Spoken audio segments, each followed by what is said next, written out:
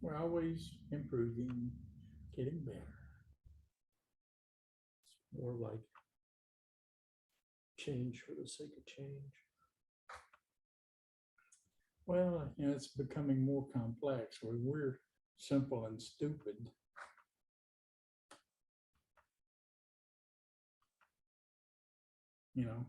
They make it more exotic, and eventually we have to find something that's stupid as we are. Oh, there's Arthur. Hey there, how you doing? All right, how are you? Pretty good. Enjoying the break in the heat a little bit. Did you read the book about art? If you're talking about the number 6, Mary Willis, number 6, or Wills, I guess is her name. Yeah. The answer is yes, I did. So now I'm trying to, what I did is I checked it out of the Ohio State Library. Well, the Claremont Library in Claremont County and Midpoint, I've got cards in both of those. And so they give me access into the Ohio Library, whatever it is. And so I checked out number 6 and read it. And so I wanted to go back at the beginning because I don't know to what degree they are sequential, in the sense that, you miss something in number 6 if you haven't read the first 5. So at any rate, so I went back. The problem is that I'm waitlisted. I can only waitlist on any of those earlier ones. So now I'm not doing the audio books. I'm doing the ebooks. Oh, okay. So you don't do the same thing for the ebooks. The ebooks are waitlisted. But so at any rate, I enjoyed the first one, the number 6 one, and so I wanted to go back to the beginning and start over. And I think I'm waitlisted. The current estimate is like 2 weeks, something like that, which is good because I'm waitlisted on one other one where it says 13 weeks. So at any rate, you might as well wait list all of them. That's probably true. Yeah. That's true. I was just going back to the first one. I looked at the others, and they're all in the same state, basically. Apparently it's fairly popular, and they're all checked out right now. So at any rate, so yes, I tried that. I think the last one I read was like number 2, and I read it again. I read it twice. Dang. Of course, I tend to fall asleep when I'm reading it, so I may skip something. So I have to. So going back and reading it's not that big a deal. And there was a section I missed. Okay. But I really like their writing. Yeah. So have you read any of her other stuff? No, this Murderbot is the first Murderbot series, first one. I don't know that that's the first of her books. She has quite a large number of books from what I saw. So, at any rate, so I will eventually get them checked out. I'd kind of like to read them in order, simply because my experience in the past is where you have a series like that you really miss some of the subtleties if you start in the middle. Yeah, and jump. I read so lightly that it doesn't make much difference. I'm a skimmer. Oh, okay. I read Midnight at Chernobyl. That's another good read. Interesting. Who's that? Midnight I at did. Chernobyl.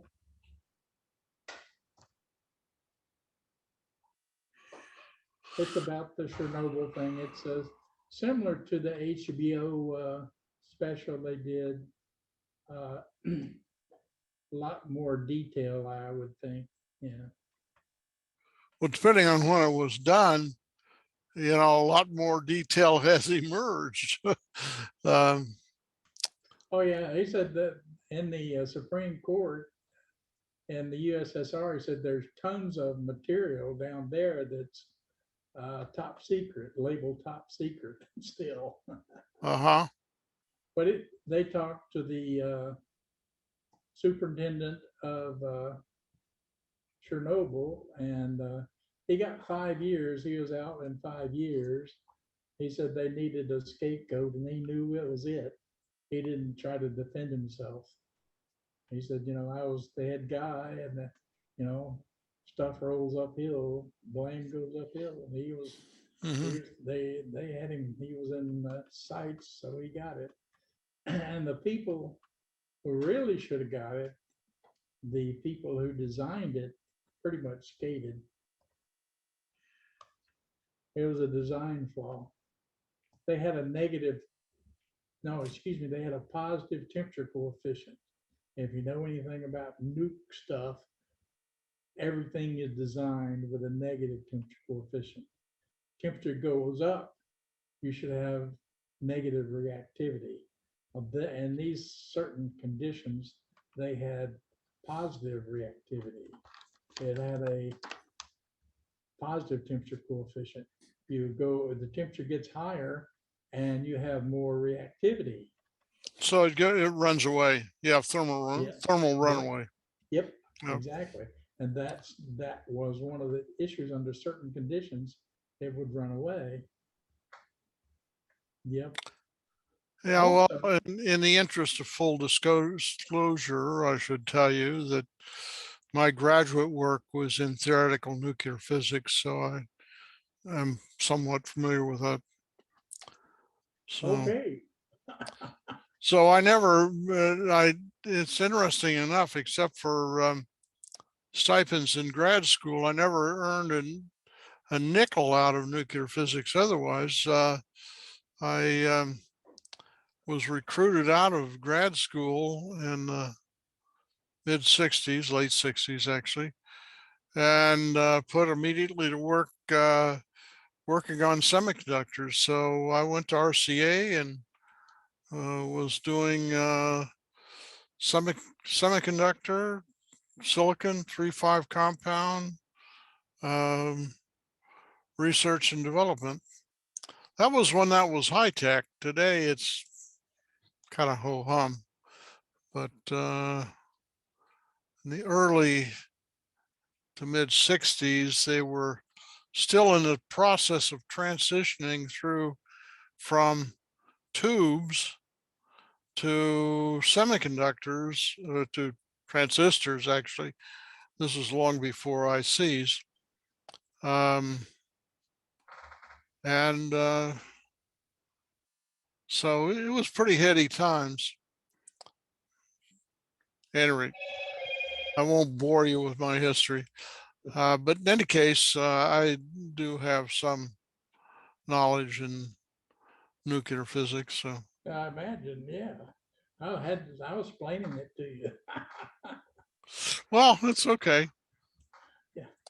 You get different perspectives from different people. Yeah. Anyway, so how are we doing this week? We're doing pretty good. I found a way to take automatic form feeds out of my documents, like the meeting announcement. There are no form feeds in there, and that's wonderful for me. You can have a document and take the page feeds out of it. And Oh, really? So it's just one continuous long document with no paging. exactly. Because if you have a picture that's half a page, you're gonna get a blank spot. Yeah. I had my document on the trucks on Todd Hunter, okay, and I couldn't easily put a picture in it because it would move everything around. And so I found out under the main heading down there, you can change it to no form feeds, basically. I got an So, article on it in the news thing. so this is in Word or in Google what? Docs. Google I'm sorry. Docs. Google Ah. Docs. Oh, okay. This is cloud documents, basically.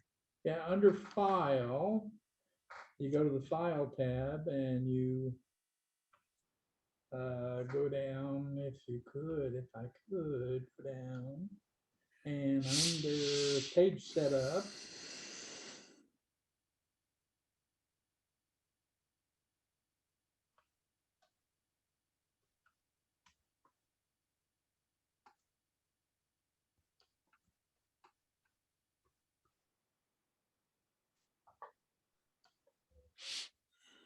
Page, under File, make sure it's under Page Setup. Page Setup, no, you know, you're not really sharing anything. How about formatting? That's not under, it's under the first, it's under File when you see it. Mhm. It is under File. I know that because I used it the other day. Details, maybe. Let me look at details. Nope. Page. Well, I got the instructions. Let me go read the instructions. I wasted time enough to, I think it's in the main document. Tired of fighting page separator form feeds on your files in the Chrome browser and Android phones? Easy fix. Number one, select page setup, select pageless.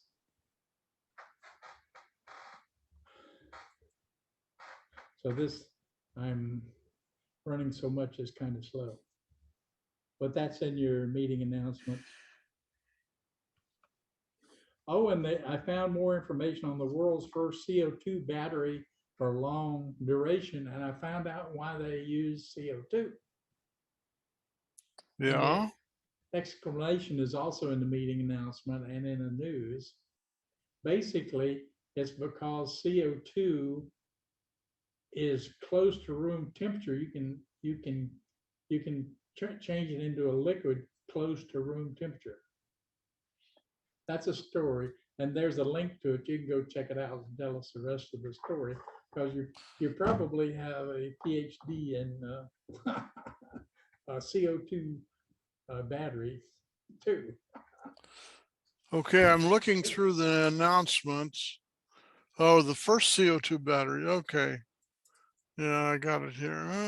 Okay. There's a link that shows a picture of it too, so if you want to look at it. Yeah, you're talking about the big white tent thing? Yep. Italian startup Energy Dome has begun to commercialize, blah, blah, blah. Okay. Sardinia. Ah, yes.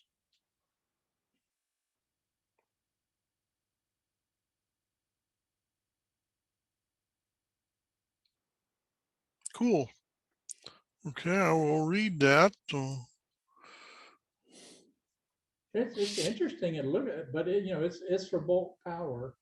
You know, it's for Yeah. solar plants and stuff like that. Well, the idea, this is not for the back of your Tesla. This is for Yeah. large scale storage, stationary storage. I talked about one of them being 15 megawatt, 5 hours.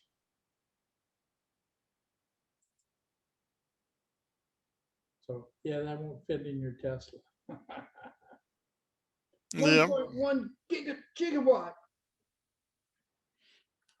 0 to 60 in minus 10 seconds. Yeah, that's in, it must be reverse. They couldn't get it out of reverse.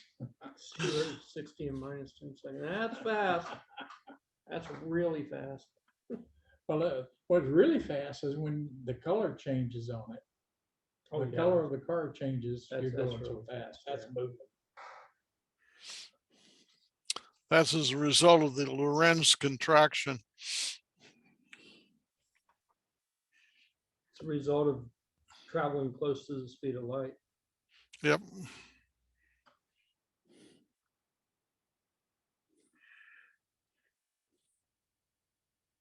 It was,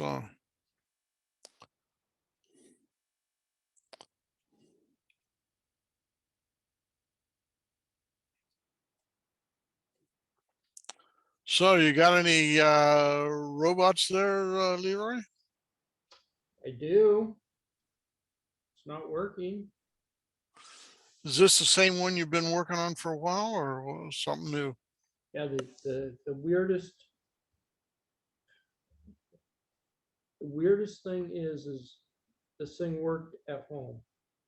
I get it down here and it doesn't work. Well, some kind of a force field around the library, I guess. Well, that's just a given. It's always been that way. This room is like that. Yeah, I'm starting to remember, some of my demos working great and then not working at all down here. Yeah. Yeah. Well, maybe you need to find a new library or something. He's got grandkids now, so yeah, he can't get time for this foolishness. He got grandbabies. Hey, Oh, Steve. an article on best outdoor security cameras that don't need a subscription, Art. That's in the news. Let's see here.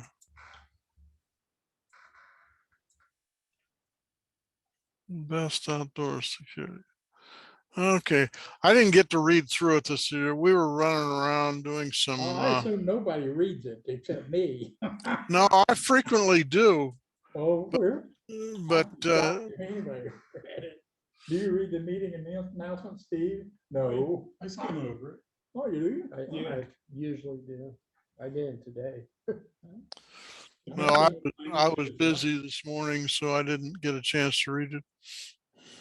It was at least 10 minutes before the meeting, which is my ultimate bottom line. Well, it came in here at 8:15 our time, which would imply that it was 5:15 you sent it out. That was earlier than that. Yeah. Let's see. Mine shows 6 hours. 6 hours ago? Okay. Steve said 6 hours. I believe him too. It was this morning. Yeah, that's about right. It was It wasn't 15 it was minutes 8:15 ago. 50 minutes. 8:15 California time, which would have been 5:15 your time. There's something wrong with that. Not found in path. Because you're explicitly calling Python 2 and Python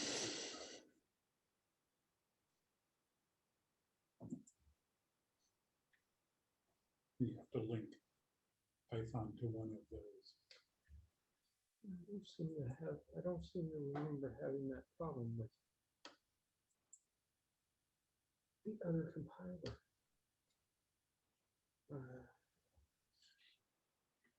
So I noticed that you're using the Arduino that comes with Mint instead of the one that comes from Arduino CC. No, that should be the one from Arduino CC. No, Arduino CC is a 2 something. That's 186. Other.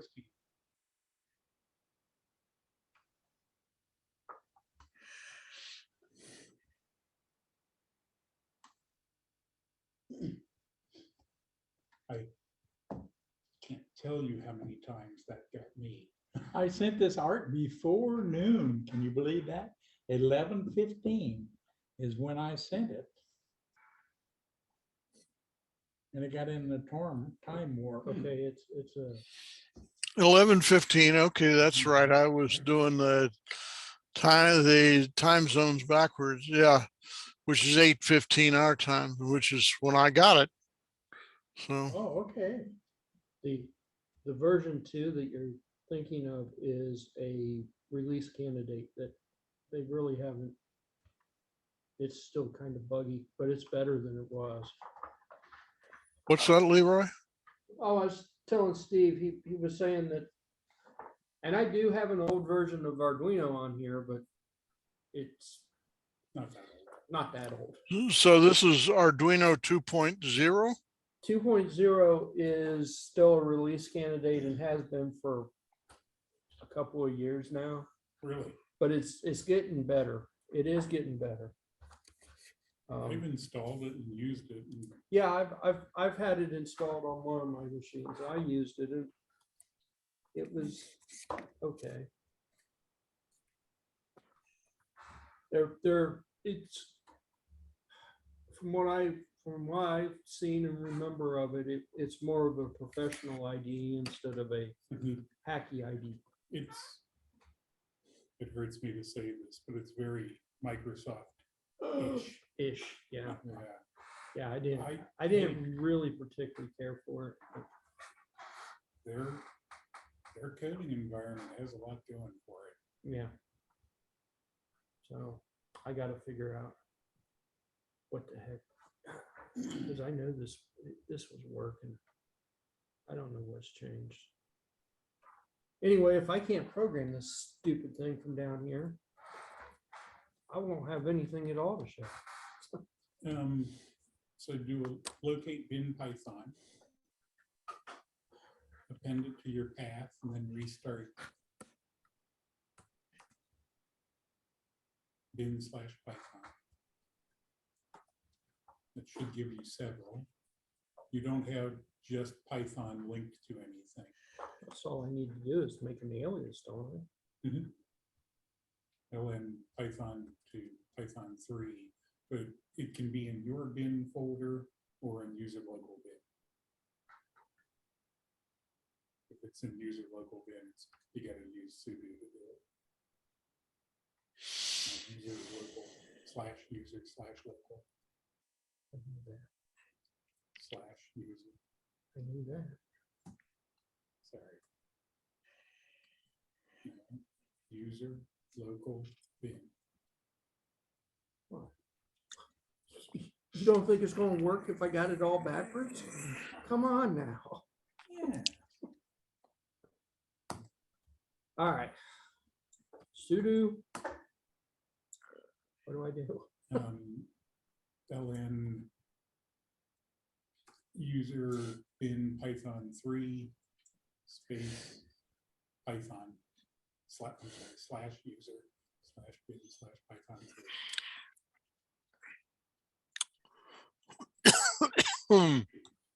When we'll get it at the end, space Python space -s. You want a symbolic one, not a hard link. Oh yeah, that makes sense.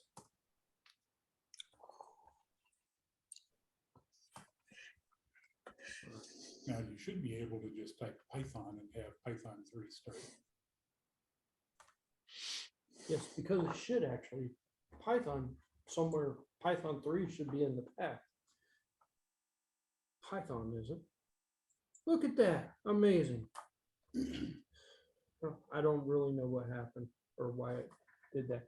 Oh, look, and now it actually is acting like it's going to work. It's almost like this thing gets stupid from the trip from the house to here. Like it just completely forgets that it was programmed at all. Well, it's that warp field again there, Leroy. Car magnetic field is demagnetizing the electrons inside of the thingamabob. I don't know. It's just weird. So, all right, let's see if this will actually, I had this charged up a little, and I don't know, nobody's going to really be able to see this on the camera. Probably, but I've changed it so the display will say the left, what the left sensor seeing and the right sensor seeing, and then it will tell you if it's supposed to be going forward or turning left or turning right or moving left or moving right. So turning, if it was going to turn, it would say turn, but if it was going to move, it would just say right. So it should cruise along going forward until something happens, and then it should just move out of the way.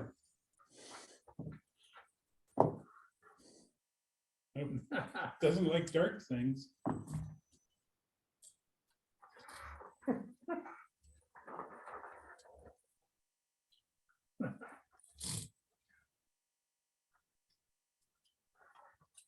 Doesn't count as AI if you have to push it.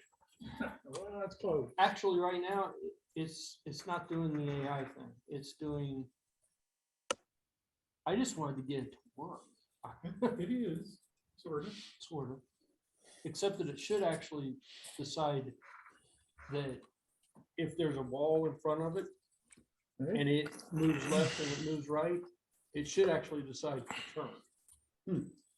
See like how it's doing?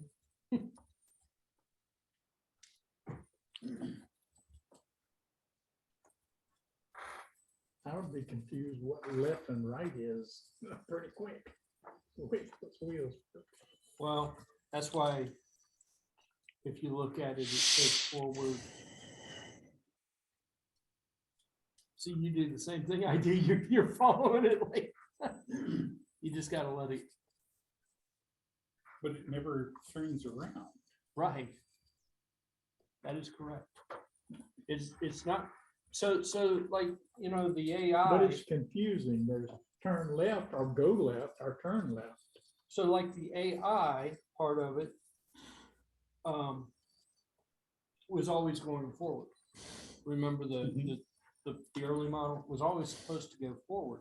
So it never actually would back up. So this one is modeled the same way, but it's supposed to decide, like you had your arm there, it's supposed to decide that after a certain period of time, I've been moving left forever, I'm just going to turn around. Or I'm going to turn right or something, but right now it's not. It just goes right. Doesn't turn right. It doesn't goes turn right. Yeah, that's. But the logic is in there, but obviously my logic is incorrect. I like the way it radiuses when it goes sideways. Yeah.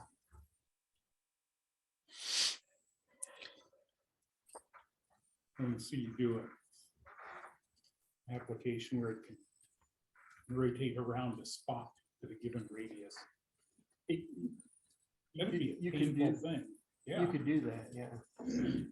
Yeah, that'd be really hard with no feedback from those motors. Yeah, there's the big one that I've got, the one that's got better motors, it'd be a lot easier to do. It's got stepper motors on it, so it'd be a lot easier to do. I am happy that it's gotten to this point, but it's not right. It's not what I want.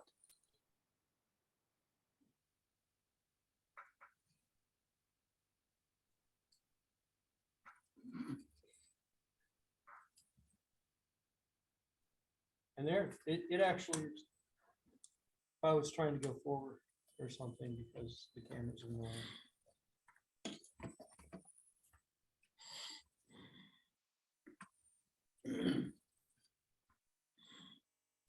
Wow, those wheels almost touch each other. I think they do occasionally. I think that's what one of the clicks I'm hearing is. So anyway, I made some progress. Well, that's great. Great progress, but it's progress. Part of what helped was actually putting what it was seeing and what it was doing on the screen, so I could go, oh, because before I did that, I was just watching, I was like, okay, it doesn't make any sense why it's going that way or this way. Now at least I know which part of the loop it's in, so that it's like, okay. Can you SSH into that thing? No, Oh, no, it's a ESP32. I mean, I could put telnet, a telnet program on there and telnet into it, but as far as I know, there's no SSH sketch. I could put a website, put a web server on there, and then we can monitor on the web in real time-ish. The other thing that I have decided about this is the sensors are fast, but the Arduino, the sketch itself is slower, and there is one delay that I'm using right now, and that is in the update of the screen. So if there was no delay, you wouldn't actually see anything because it's clearing the screen so fast. Having that delay, I hate that delay. I hate it with a passion. But having that delay causes it not to be able to read the sensors fast enough, and the thing is already traveling. That's why it hits your hand sometimes, or it hits. okay.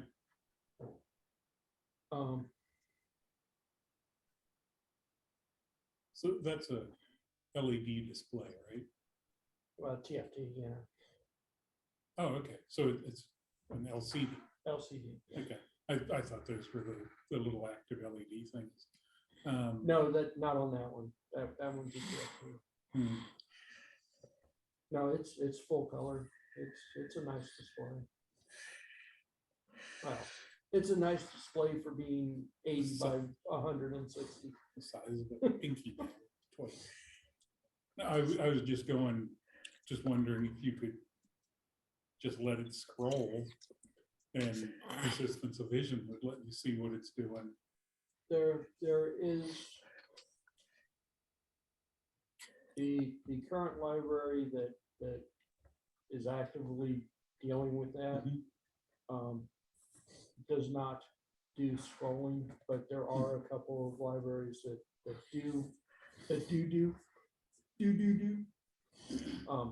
Actually, what I kind of want to do, the screen's already been rotated. I want to rotate it back and have it go down instead of in that orientation. I mean, scroll it in the long direction rather than short direction. Yeah. Is it bit addressable? Yeah. I could do all kinds of stuff with it, but If you get it to scroll lengthwise, you could just do a little graph. Distance to. yeah, I guess I could have it just draw some lines up and down. Yeah.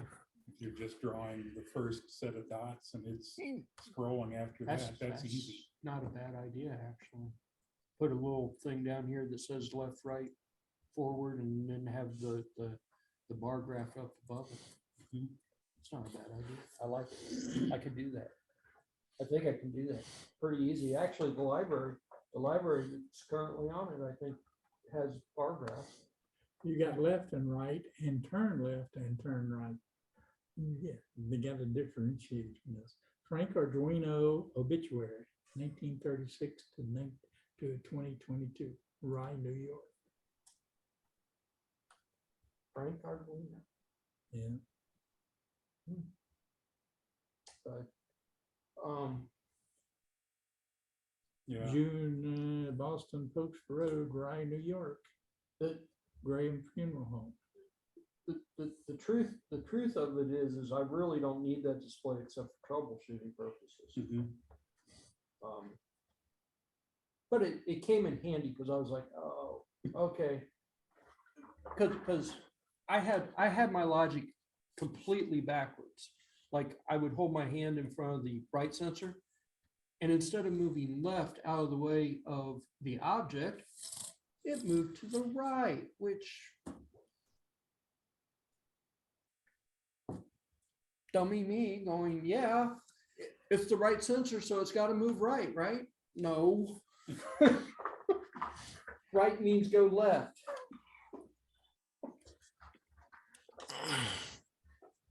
And I would try to come up with some way to differentiate translating and rotating.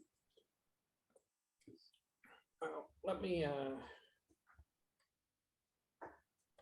dun, dun, dun. I know my logic is, this sketch just has some sketchy logic to it. That's why it's called a sketch. That's why it's called a sketch. We don't need to see how it actually moves. We need to see. Middletown He thought the grandmother was was attacked outside a store in Middletown. She scared him away. He thought his grandmother was Easter. She scared him away thanks to this device. Yeah. So, the other thing that I noticed,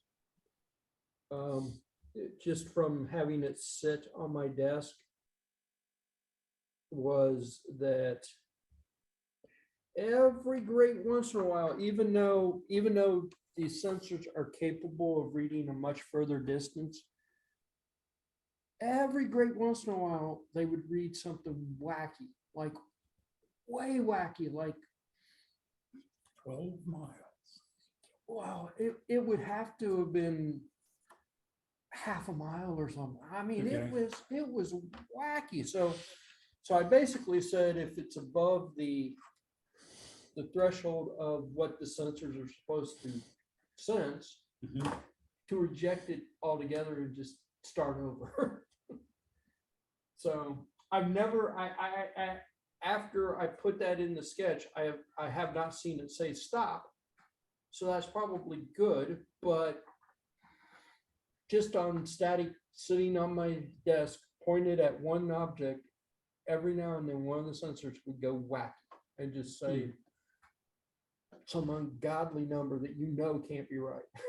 I mean, like 65,000 or something.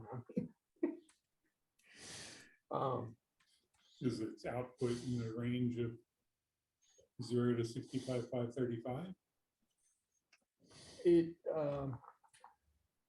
Its output, it's in millimeters. Okay.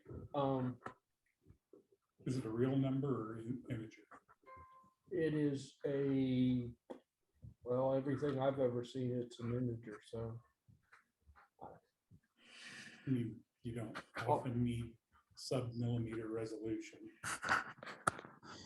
No, all the sketches, all the example code that I've ever seen for this thing, it's always in millimeters. So it's always an integer. But here is our first real set of logic, right? So if both sensors are greater than 150 millimeters, cruise forward, be happy, roam free. 8 inches. And then if the right one is less than 150 and the left, this is probably where some of my logic is a little strange, but if the left sensor is greater than the right sensor and the right sensor is less than 150, it's supposed to move left. And then the opposite is true for moving right. And then I did something where I actually think this block here, this whole block probably needs to be moved above these two blocks. It's just a guess, but that's where, this is the block where I say if it's this or this term. And then this block here, which I commented out this morning and didn't have a real chance to test, was the block where I was trying to figure out if you keep moving in one direction or other, go the opposite direction.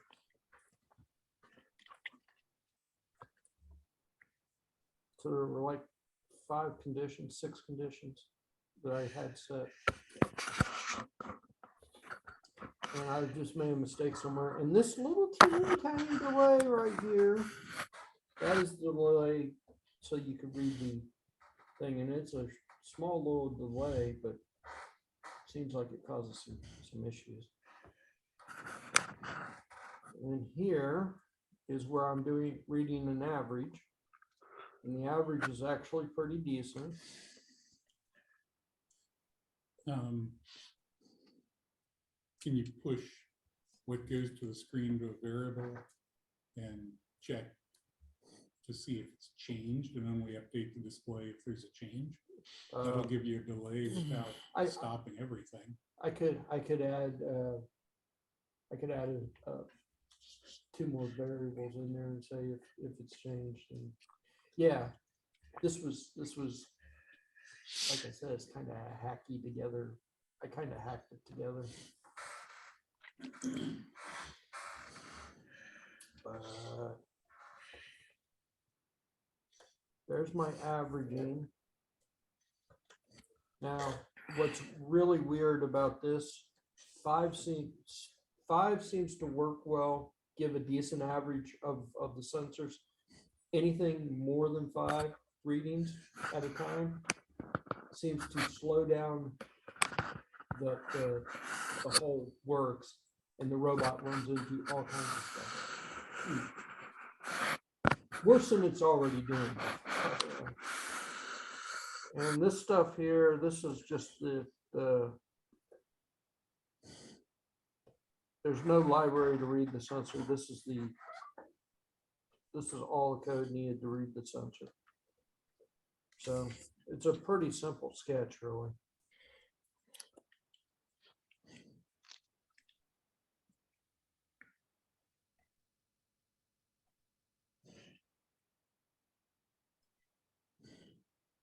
Using a separate processor, one to do the IO and one to Well, that was do the driving. that was one of my thoughts as well. But when I actually stuck the reading of the sensors into its own task on its own processor, that's when I started to see like hugely outrageous numbers, just insane numbers.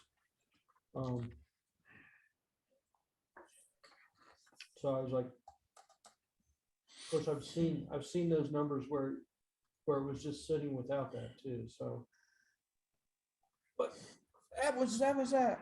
That's this. I don't know. I may just give this project. Why? Look, it forgot what it was doing again. It is not. It's not reading anything. It's not reading the sensors or anything.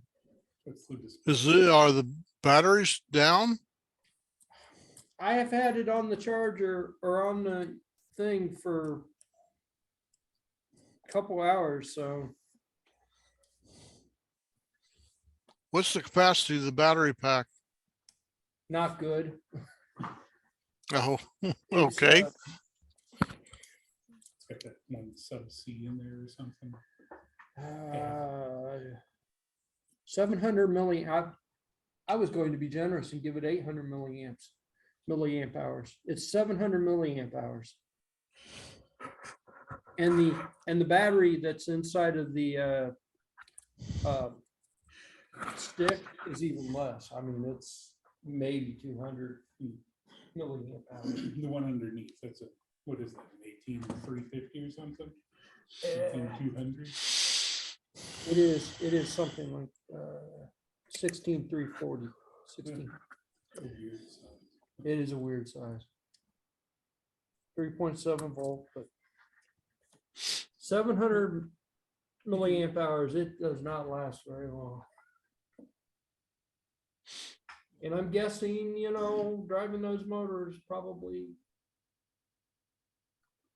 it's not just the motors. The board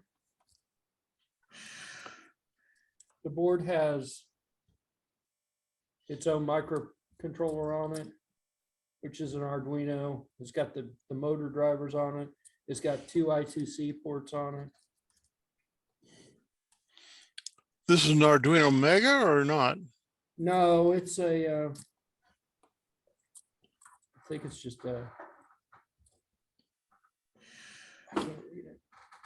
I think it's just a standard Uno style. Oh, actually, I was wrong. This one doesn't have the Mega. This one has an STM on it. Same different. But it's got a program running on it, you know, reading the I2C bus. You send I2C down commands down to tell it to turn which wheel and how fast to turn the wheel. And I'm fairly sure that those 2 I2C ports that are on it are connected to the STM, not connected to the ESP32. There's 2 I2C ports on board. But as of a couple weeks ago, I have not yet found anybody who's actually used those for anything. So I don't know if they actually work or what they're for. And then there's also two servo ports on there. So you could have a little claw or whatever. And those are controlled by the STM. You send I2C commands down to tell it where to move those to. So It'd be kind of cool if it came to a wall, have a servo on it, so it rotates the time of flight sensors to look to see if there's any edge. see, I actually thought about doing that, but I thought that would make it more complicated. Yeah, Trying to not complicate things. And it's already complicated. It's already. Have you got physical space to put a larger battery on it there? on top. Saying piggyback them or what?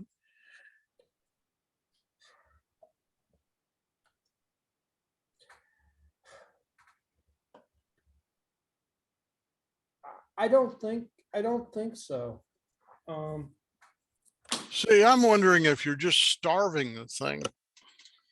From power Yeah, was kind of what I was thinking, you know, earlier today when I was playing with this, I was kind of like, huh, maybe it needs something, but it does charge. The internal battery does charge from here, but I don't think it returns any power up to the ESP32. I think that's all ESP32. so there's only one battery pack on the thing. There's one battery pack on the base, and there's one battery inside the ESP32. But I'm actually thinking it's the ESP32 that's having the problem, because even when I unplug it, it doesn't work.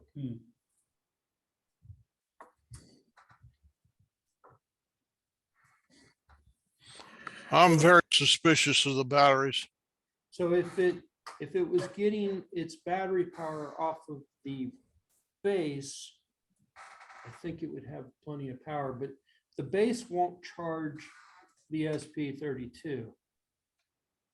The ESP32 will charge the base. Is there any facility to monitor voltage? I can monitor.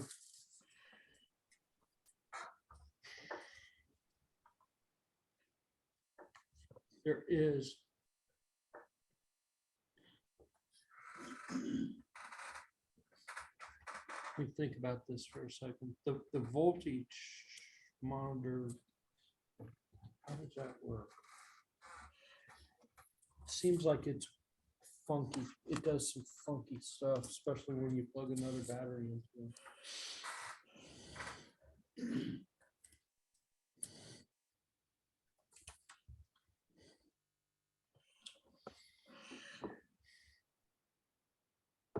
I don't know. I've still got to play around with it. So is one of them a LiPo? This hub is getting power. These two things are getting power. The whole idea of powering all this off of that one deal just may not, the battery just may not be good. I did actually open one of these up to try to see if I could put a bigger battery in it, and damn near destroyed the thing to do it. So Well, I that's think the- Steve's idea of mounting something on top, you know, you That was. print a rack that could go above the thing. And then, yeah, but it would have to be like a USB. Have to go in through the USB port. I guess that would work. At some point, those little motors just go. Yeah, but I think it's the battery inside of the ESP32 that's having the problem. Can you test the battery out to see if it's going, what type of charge it's got? Let's see if there's a. Your battery tester out. No, I can't get the battery out to test it. The little plastic guy with the swinging arm, the light up nose. Yeah. My grandmother gave me one of those things for Christmas every year. I was 20. I can't get the battery out to test it. I don't know if I've got a battery sketch or not.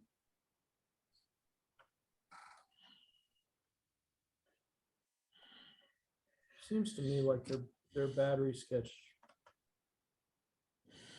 it does funky things. is everything 3.3 volts 3.7. or 3.7?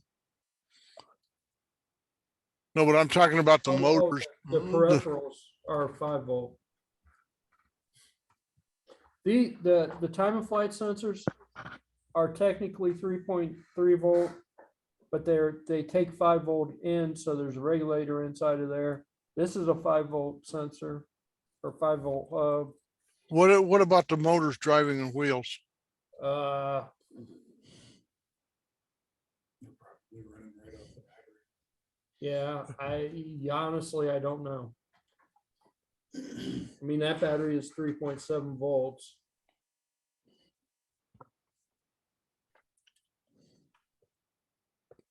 But I honestly don't know. Those motors are what, brushless DC? Yes. They're I DC. think those would be brushed. They're geared motors. Yeah, that's normally brushed. Yeah, they're gonna be brushed. Brushed but DC. They're not, the brushes would be expensive.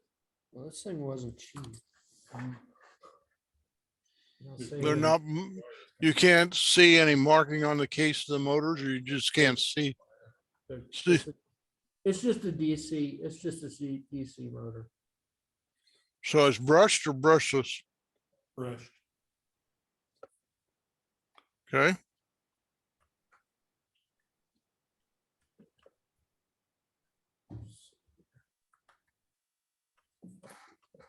How much mileage do those motors have on them at this point, Leroy?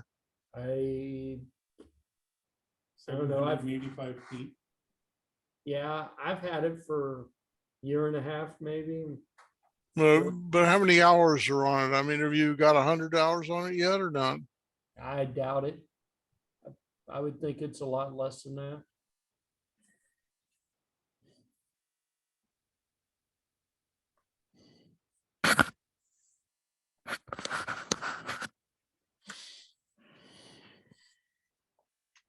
Sir, it's right there. It's right there. I can see the file. It's right there.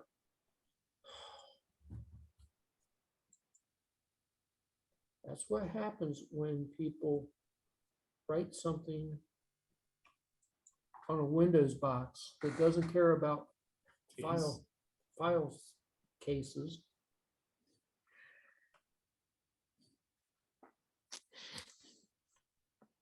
Okay, that one might miss it. No, of course not. It probably would be easier to rename the file than it would be to make all the changes.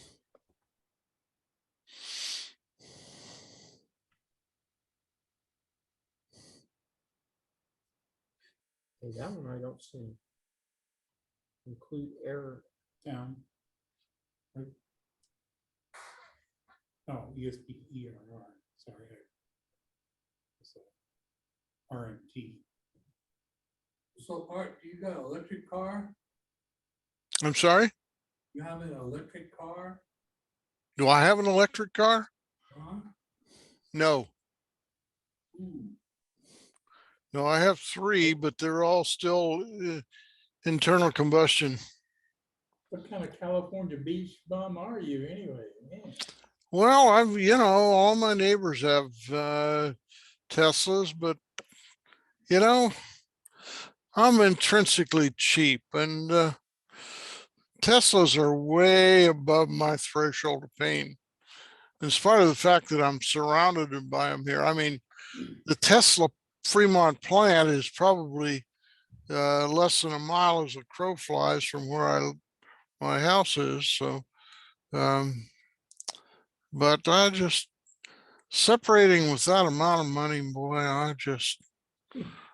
well, my stepdaughter has one. As a matter of fact, she's on her second one now, but and she loves it. what happened to the first one? She sold it. Hold it. She bought it. Well, long story short, she bought it, her first one used. And I don't know, it seemed to work okay and so forth and so on, but she decided, I don't know, about 6 months, well, actually maybe closer to a year ago, that she was going to get a new one. And I don't know what the models are and so forth and so on. So, but she upgraded and bought a brand new one straight out of the factory. And Nice. that's what she's driving now. So, well, she's done pretty well. So, I was actually looking at Teslas online the other day, and I don't know, I think they're surprisingly affordable. They're comparing them to buying a truck or something. I'm impressed with how well they hold up their price. yeah, 24 well, they've got a backlog, a sales backlog that is fairly long. So people who want them have to wait. So I guess that probably keeps the used price up as well. So anyway, so I say my stepdaughter is a Tesla person and an Apple person. And I am, both of those are way above my threshold of pain. So I was looking at them the other day and then I woke up.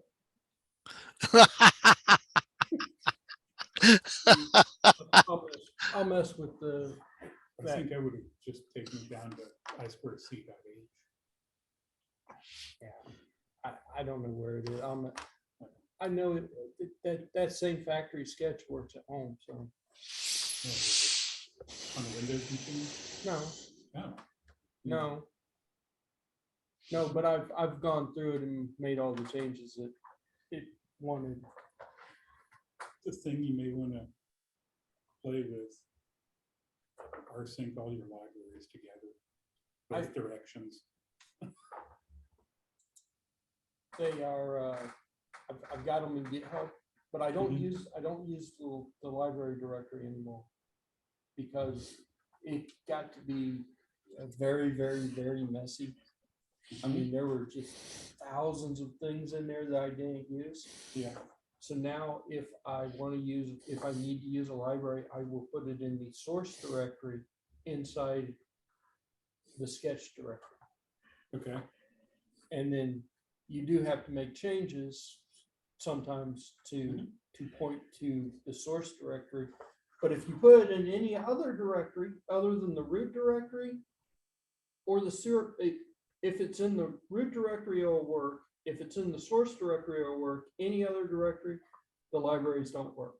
Right. It doesn't really make, especially when you're pointing to them, and Mhm. it doesn't really make a whole lot of sense. Well, I mean, you can use the language of folder/driver or folder driver, but yeah, keeping track of that is, Yeah. I've made the changes to one of the factory sketches, and it actually should be on this machine because I've pushed it all to GitHub, and of course I've loaded it all. It's just finding it is. I've made the changes somewhere. Somewhere the changes have been made. This machine, because of what it is and the size of the hard drive and whatever, I don't pull the entire thing down Yeah. either. I'm just pulling down parts of it. So yeah. That's making me rethink my next laptop. Like source tree.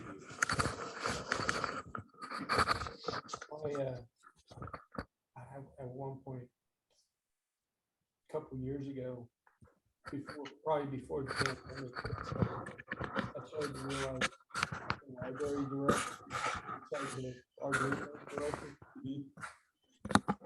had, I don't know, 10,000 files.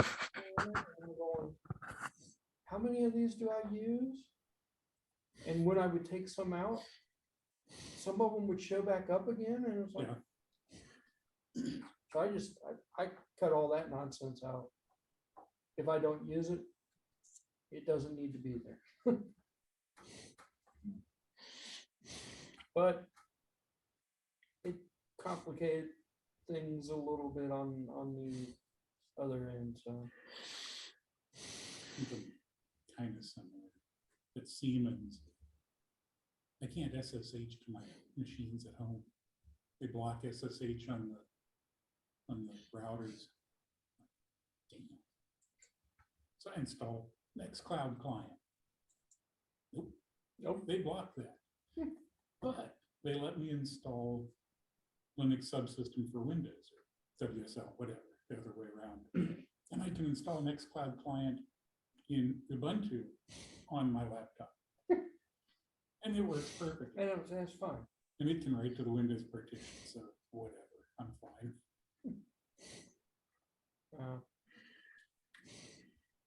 But yeah, I've got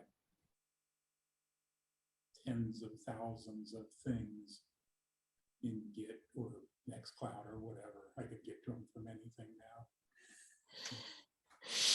Yeah, when I started doing something here and something at home, Git really came in handy for that. Yeah. At one point, I was doing resync or rsync or whatever it is, and Well, I got a little confused from it because I was like, did I do something on that machine or this machine? Because Git will tell you, this machine has changes. Are you really sure you want to pull? yeah. Yeah, I had that bite me once, only once. I was rsynching a production machine at work and blew away 2 hours worth of new files because I rsynced backwards before forwards. Uh-oh. And I've done that. I did that once with Git, and luckily Git has a couple of ways around that. You can stash files and still pull files down and then bring your stash back. Yeah. So Git's pretty nice. Git's I like Git. But unfortunately, can't use Git directly to my machine at home. Damn. They are weird on a lot of stuff. And on some things, they are so security conscious. They block SSH going out. but you can SSH in. I can't. Though I don't think they realize that yet. But on other things, for instance, the BIOS password on my machine is the same BIOS password. I'm not going to say what it is, Oh, okay. but it's the same one that it's been since 2015. And it's 6 characters. I mean, really, guys?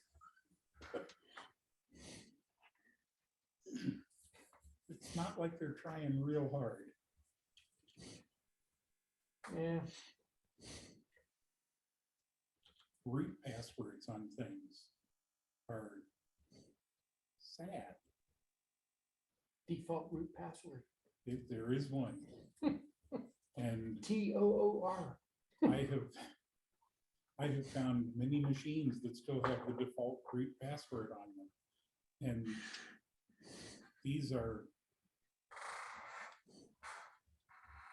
vSphere servers and I mean machines that shouldn't. I push security and good passwords, minimum 12 characters. But I haven't run across it yet, but I saw that Raspberry Pi is now disabling the Pi because of security concerns. yep, first login. Yep. Everybody's going to set up the Raspberry because that's what they remember. That's actually, I changed the password. I just don't change the user. So Yeah, same thing. I also, if it's going to be anywhere near a network, I set it to keys only for authentication. So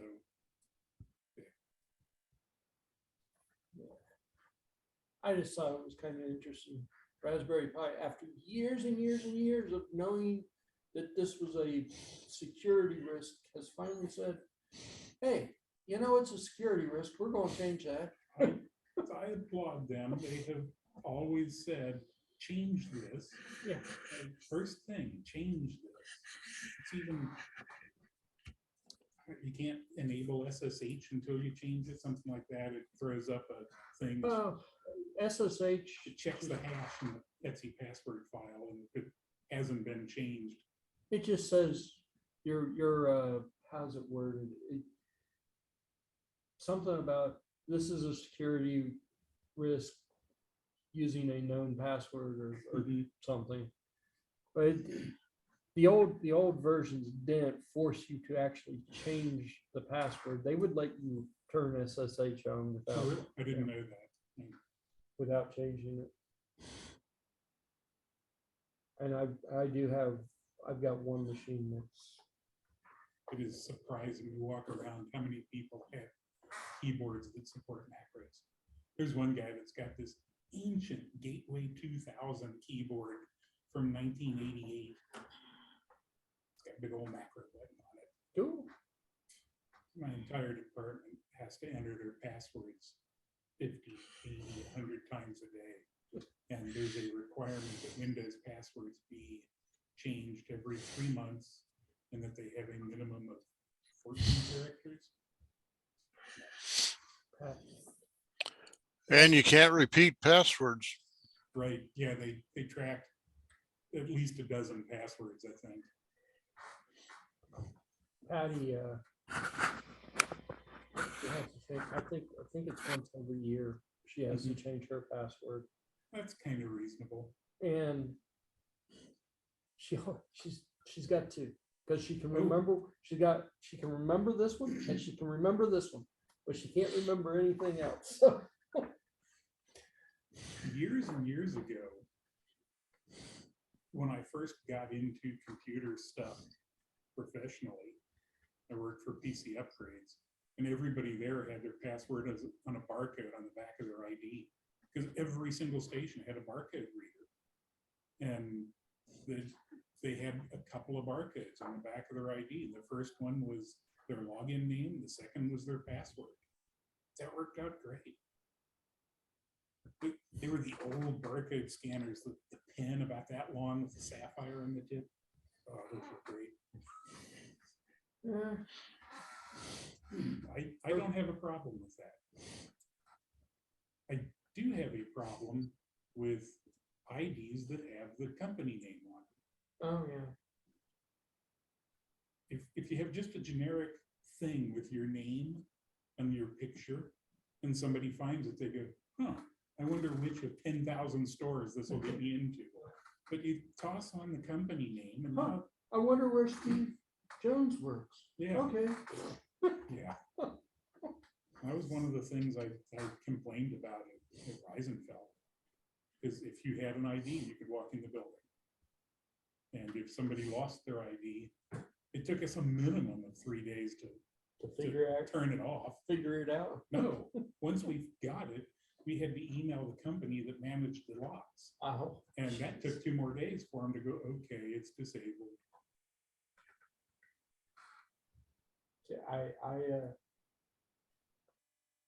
I would much rather have that in-house, being able to turn on and off your locks. Yeah, well, You kick a bad employee out or something, and it's like access denied. yeah, the turning in of a badge is not always a good thing. Oh, I forgot it. Yeah, I'll bet. How did you get in?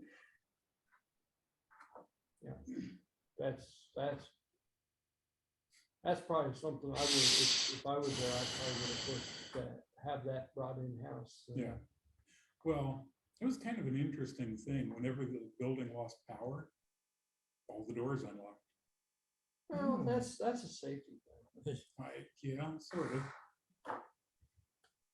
It's the same reason why the doors unlock when the fire alarms go off. Yeah. Me being the closest guy, I had to go into work and wrap a chain around the doors more than once. Well, I get that too, but I even had 2x4s with eye bolts on them for the side doors. I was somewhere and their doors were security doors. They had a badge to get in. So external doors had a physical key. Mhm. So they were still locked. If the power went out, you still had to, have a physical key to get in. Yeah. So that wasn't so bad. I still have a key for a company I haven't worked for 15 years, and I know for a fact it still works. This is a, Code on their alarm system. Still works. Is it common to Kenny's got a new PC name brand, and it's got that stupid encryption crap on it. Mhm.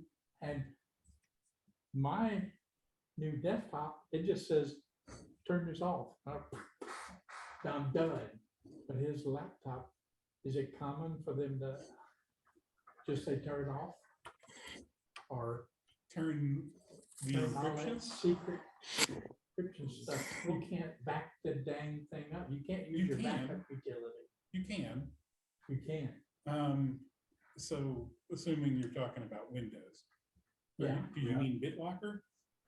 No, well, I'm using Acronis Okay, backup. well, Acronis is the thing to do backup.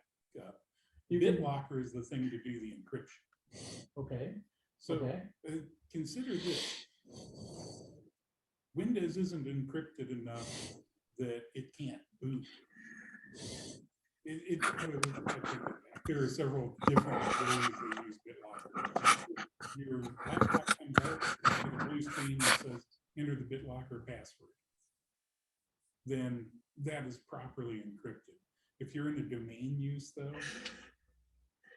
Windows boots and your Windows password is what decrypts the hard drive according to Microsoft. I have no faith in that. But you can go in and tell it, disable BitLocker. And it'll sit there and disable it, and then you make a backup and re-enable BitLocker. That's not a bad thing. I think so all using laptops should. BitLocker to get around their scheme. What scheme? They've got a scheme that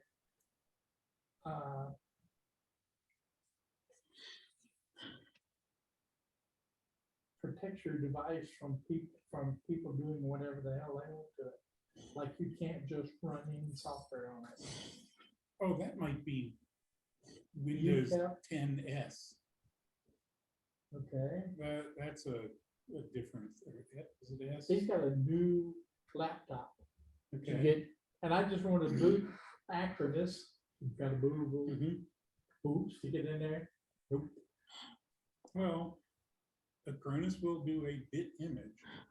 You can back up the You hard can't drive. boot it though. That's true, but you can restore it. I can go to my desktop and say, turn off UTEP or whatever the heck Mhm. it is, and put my boot disk in there, and it's fine. There's UFI, which is one thing, and that's not really an encryption. There's BitLocker, which is an actual encryption. I'm trying to figure out which one you're talking about. It's UTEP or U something, UEFI? maybe it's UEFI, I don't know. It came with his new laptop, Yeah. Oh, you really can't do anything about it. and it's You not can easy to disable turn it. off. What? You can disable UFI if you want, but understand this, if you do that, Windows won't boot. You'll need to repair Windows, which isn't too hard to do. Is it Windows 10 or 11? 10. Oh, you're in one. Don't let it up. Right, and they keep on telling me you want to upgrade and keep on. Yeah. But I we will give this. We just want to use Acronis, I mean, seriously, and it boots from CD or DVD. You And can't go I into gotta boot BIOS and tell it to boot a legacy OS? On my desktop you can, on his, no, I couldn't find it. Hold on. We'll have So to- you need to what, bring that what in. version of Acronis do you have? What Acronis? Yeah. It was, How old is it? 2014. 14. Yeah. Okay. Because I know that the 2019 versions will do a secure boot. You have to enroll the CD into the UFI firmware. But once you do that, it should work. I probably have a copy of that. It's gonna say that it's registered to my old boss. But You have to enroll you. yeah, so UFI has, But see, this is insane. I mean, this is insanity. You've got millions of users out there that are used to doing image backups on their stuff. that's true. And there's no And- reason. And things change. There is a reason. I don't want to be concerned that if I leave my laptop sitting somewhere, you're gonna come along and clone it and take my intellectual property. That's why they do that. That's great. I will For admit you. fully that, yeah, it can be a pain in the posterity, but it isn't too hard to get around. Yeah, I wouldn't agree with that statement. No. As long as you can get into your UFI screen and then roll another image. you We'll should bring be the fine. laptop in, we'll give it a roll. Okay. That works. It hasn't changed. But the trouble is getting knuckleheads who will go unnamed, by That- myself. That'd be included. me. Yeah, knuckleheads need to be able to do this, and we don't want to play, you know. Well, I will tell you this, if you call Acronis and say, how do I do this? They're gonna tell you, buy the new version. Which, yeah, it's not that expensive. It's under $100. Exactly. 50-50, Jim? Go away. We And get there it are for some, free. there I are mean, some I neat things mean, about the current Acronis. You can, for instance, set up a server with it and use it through Pixie. So you just set a machine down on the network. boot And see, over and look, Pixie. all you do is set up a server, Kenny. It's Server? pretty Or straightforward. does he deliver iced tea? What's the server, he says, yeah. There's nothing in your BIOS that says enable legacy OS. Well, if you enable legacy, you basically have to disable the What? UFI. And we You just can't have both. That's great. That's super. That's all I want. And my desktop does it. You wanna use legacy? Now it was over. I We're don't bringing know in, if they that's can true because find I'm pretty legacy. sure that I have legacy enabled on my machine and I'm still using UFI. Yeah, maybe. Let me think. Oh, yeah. You might be, but if you have a UFI enabled OS installed, if you boot off of legacy, you can't see that partition on the drive. That's true. Yeah. But, I mean, you can see that there's a partition there and you can do a bit for bit copy. So if it's a 128 gig drive you've got, you need 129 gigs to back it up. And Acronis doesn't like that. It wants to make a nice compressed small thing. If you use, what's the Mozilla thing that everybody uses? Clonezilla? Clonezilla, yeah. If you use Clonezilla, you can do a compressed image file. It basically makes a bit for bit copy and then runs it through. Clonezilla should, I mean, if you download Clonezilla, you should be able to use it because it supports UFI And it's free. and it's free. I'm almost positive I've got legacy OS installed and I think you're right. It won't see, it says there's something there, but it doesn't know what it is.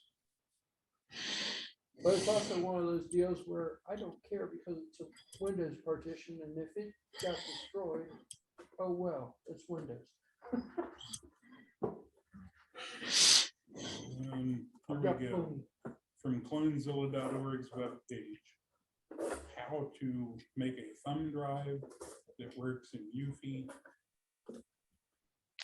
And it can do some really cool things like back up across the network, do something on the network. Yep. Clonezilla's pretty cool. Sweet.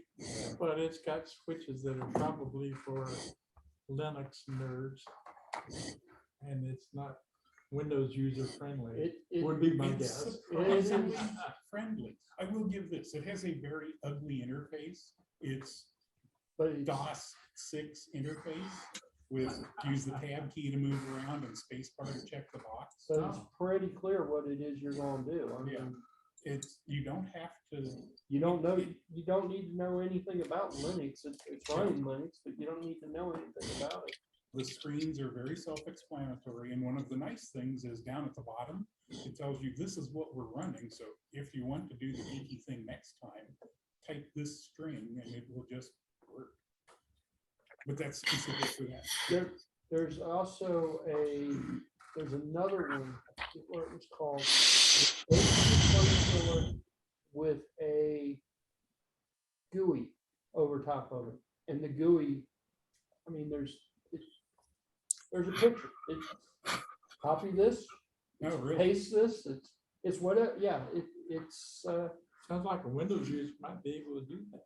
yeah, it's got like, it's basically Clonezilla with a GUI. Okay. I forget what it's called. Probably the exact same checkboxes and everything. Well, it's But it uses basically Clonezilla with a GUI. It uses a mouse instead of the arrow keys. I'm I'm amazed at how difficult arrow keys are for some folks. If you do BIOS stuff, it's just like the BIOS editor, which I can actually do that. You might want to try Clonezilla. You might find it refreshing compared to an older version of Linux, which is, We'll by the bring- way, bring running the Linux. laptop in, we'll see if they can turn this crap off. Yeah, You can always turn it back on. No, you can turn it off, you can turn it back I on. just couldn't find it. Is our main thing. the one that's got the GUI to it, it's got like 6 buttons of all common everyday uses. Mhm. Maybe it's 5 buttons. One of them is a restore. And there's Yep. like 4 other buttons to do other kind of copies.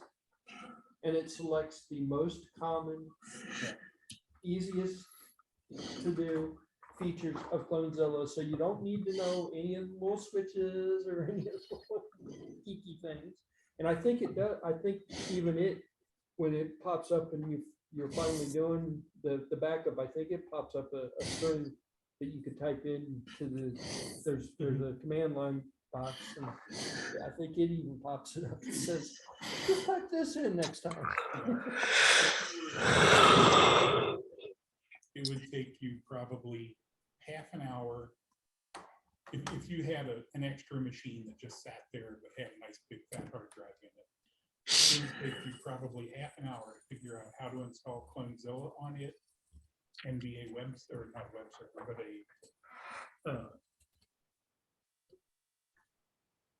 be a Pixie server on your network at home, so you could go to basically any machine, restart it, tell it to boot off of the network, and have it automatically do backups.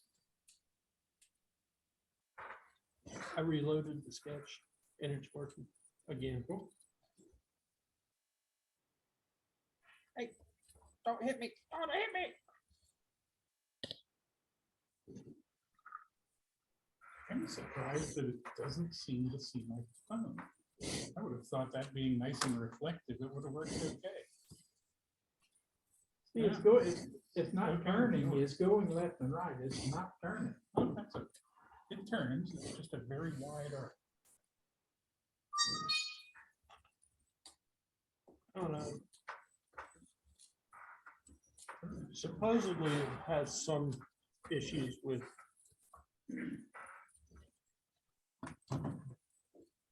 basically it's not turning, but it is sliding out of the way of something that's not too long.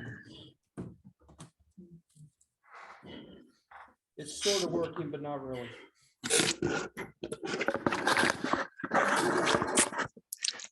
Now the map, it's going to tell me that it's going to work.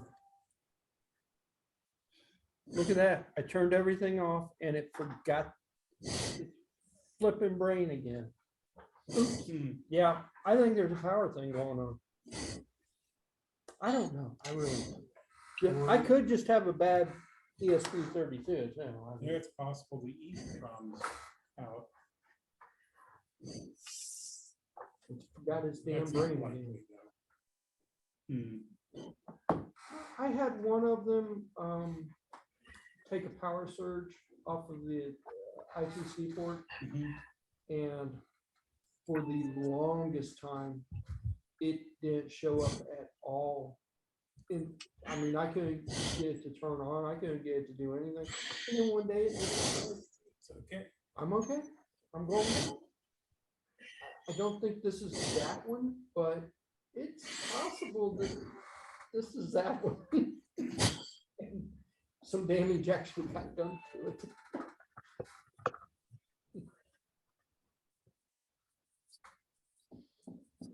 live as quickly as possible. Power issue seems very likely. Mhm. Very likely.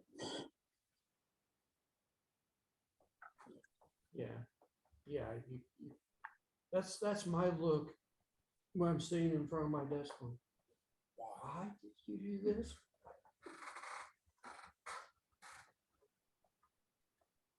Well, we'll bring the laptop in next time. Okay? Yeah.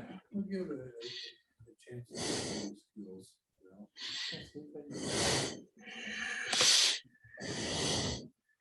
Are you wanting to make a backup to an external drive or to a thumb drive? Or what? We need a backup, you know. For an external drive. Actually, we did somehow get a backup. Yeah, but I don't know what we got, really. We ended up with a backup. Yeah, When you first started Windows, did it tell you to put CDs in it or something? And back up? Somehow we backed it up. does it have a CD drive? No. It's got a DVD, CD drive, yeah. Oh, it's external. We had to use external. External drive. Yeah. I got the external drive, okay. Okay. And, we got Actress, 2014. We got that. My only qualm with using Clonezilla as a Windows user is you end up with a bunch of Linux files. And there's really no way in Windows to read those, I don't think. I don't know. I never Really don't tried. need to read them. Right, you just need to be able to restore to some point in time. Well, it'll be interesting to see, you know. What we can do. Well, first go around, Yeah, if we can just turn QTEP or whatever it is on, that would be great. What That is would be it? an easy Start. search. What kind of laptop is it?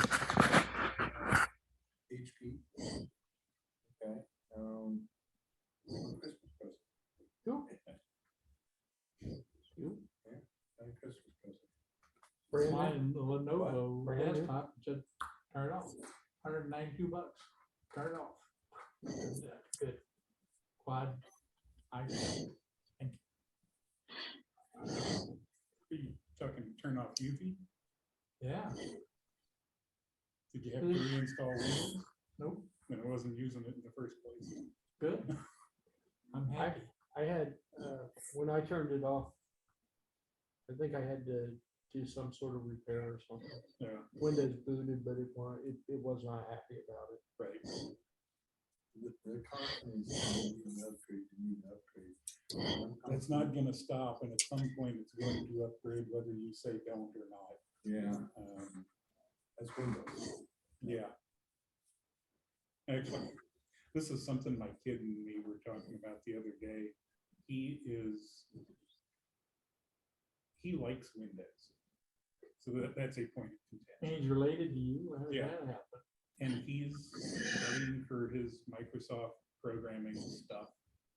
And he's got this thick programming manual.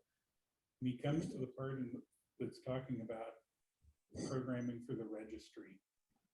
And he's highlighted like 6 different paragraphs that are, you can do some really cool things if you modify this section of the registry, but don't because it'll break things.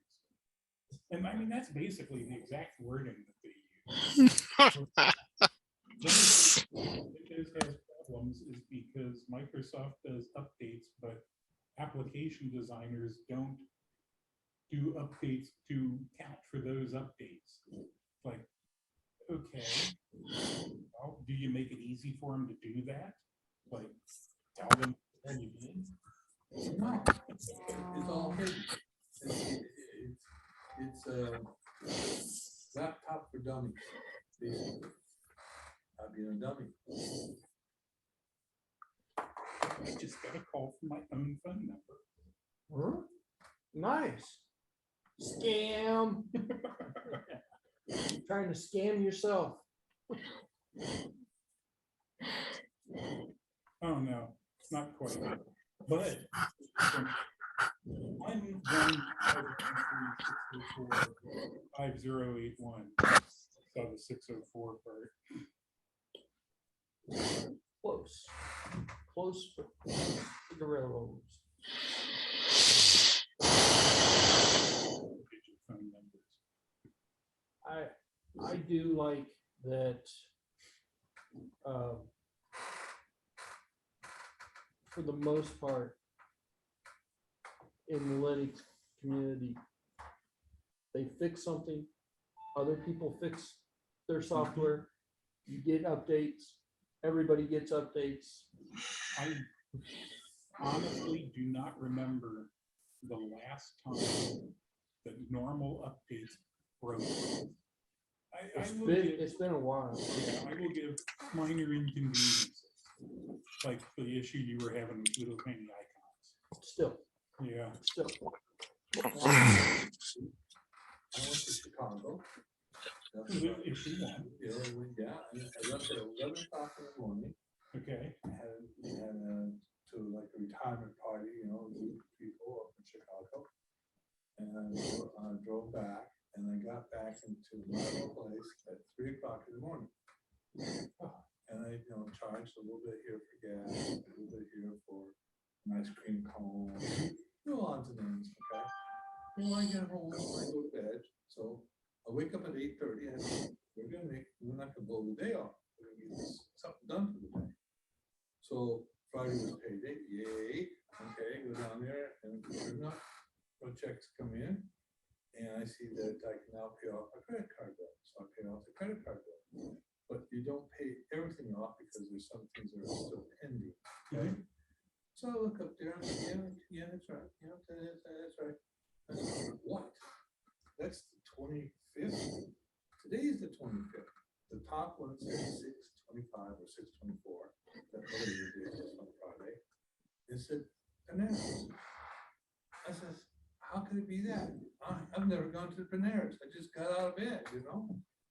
So I checked my daily log and I was in Bananas on the, you know, on the 12th, not on the 25th, okay? Or 24th, excuse me. And so I called up US Bank. They said, after about 15 minutes, who you are, okay, and all that, which is fine. They said, yeah, you got to charge on your card for $9.12 at Panera's, and this morning. I said, okay, what time this morning? She said, 6:58. I said, I was in bed at 6:58. So how did I get that charge? It's possible that like you went to a gas station I that did. had a Panera's in it. No, I've I would- seen one or two of those. I went to PDF, my neighborhood, Okay. and filled up for $60. Could have been somebody did a card skim on you, and those are getting harder and harder to do. It's possible. Well, this card's got that little security thing, you know? So how would you get that information off that card and make another card that quick? Remember, the card is in my possession. Never left my You can't copy the key. Yes. You can copy the key. If you ever do one of the tap it things, tap it thing. those can get you. Those can get you. Yeah. Earlier, this was many years ago, but it's still an issue. I was installing card readers at Office Max, I think. Okay. And I was showing the girl how they worked. And so I tapped and showed her what the screen should say and everything. And I bought a pack of gums. Okay. And she asked something, so I tap again. Oh, okay. I put away my card and the guy behind me got a free ink cartridge. It happens. Now, that tap thing, that always gives the same number, and the hardware to read what that tap is very cheap. Don't How tap. is it, how, Yeah, don't use Don't that. tap. don't tap. Yeah. But how do they, you know, But if you have a card reader, And then you run it through there, it could have a tap. It Yeah. could read it. Yep. and Yeah, you screw it. that's a way you can get skin. See, Oh. the UDF was that pump number 7, okay? Mhm. And you stick it in there and you gotta wait for about 10 seconds or whatever. You can't pull it out real quick. You know, Right. They don't do that anymore. So you pull it out, okay? And they've had time to look at it, all right? And that's it. That's, Yeah. well, I had an ice cream at McDonald's, okay, another gas. But how did they know that I go to Panera's? So I They went, don't care where you go. well, how did they If know? somebody skims your card ID, they'll use it anywhere. But they use, okay, well, here's what scares me is, I go to Panera's, okay? And I go along Deerfield Township, and I go and off of Pallersville Road, and it's kind of like a west. Mhm. So I said, where did this card get written, where did this charge come from? She said, Westchester. Huh. So I jumped on my horn and went to Westchester, Ohio. I go there all the time. And she says, well, she looked up on the, her register there. It wasn't here this morning. The card wasn't used this morning. There was no charges from your card at all. I was, well, that's good. That's kind of crummy. She says, well, there's 3 stores in Panera's, Use here, that same. use that same ID. So Breckenridge, and there's another store over here, and of course the one on Townsville Road. So the one on Townsville Road said, well, nobody used it here or tried to use it here. So it had to be Breckenridge or one over here. So, and it had to be in the morning. They had the time and everything. How could they make a card off the UDF and have it charged the next morning at Panera's? It only takes 30 seconds to make a card. That's it? And you don't actually need a card. They make programmable RFIDs. There are basically 3 frequencies that all RFIDs work on. And all credit cards use the same one. I'm trying to remember the name of the company. Dangerous something. You can get an implant for an RFID chip. And I could consider this. It's programmable, it works on 2 frequencies, and it just so happens that work uses those 2 frequencies. One to get in the door and one to get in the server room. And I have considered this, but for $120, I can get a kit that will read my current cards and program that implant in my hand. I gotta go to a tattoo shop or a doctor and get the implant implanted for a vet. Then somebody will check your info, Yeah. your ID, and then what do you do? Back to the doctor. Yeah, well, it's a little harder at that point. You wave at the door and you can get in. So you're saying basically the tap is not good. Correct. Yeah, And because the tap is not good because of, that's why companies sell a lot of RFID blocking wallets.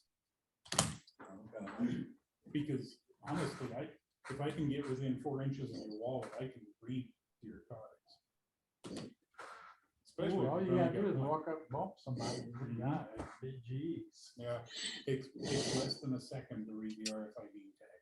so in other words, even though it's got that gold rule thing on it, they can get into the car.